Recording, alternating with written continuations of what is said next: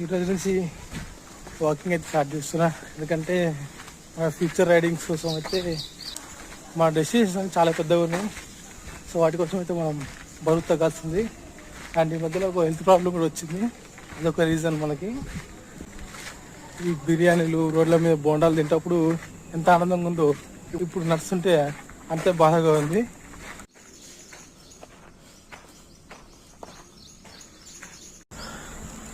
ఈరోజు డే 1 కాబట్టి జస్ట్ ఒక 2 కిలోమీటర్స్ వాక్ చేసిన అంతే. పార్క్ అయితే చాలా బాగుంది. ఇది చెర్లపల్లి ఉంటుంది పార్క్ అయితే. చిల్డ్రన్స్ ప్లే ఏరియా కూడా ఉంది ఇక్కడ. అండ్ ఇక్కడ ఓపెన్ జిమ్ కూడా ఉంది.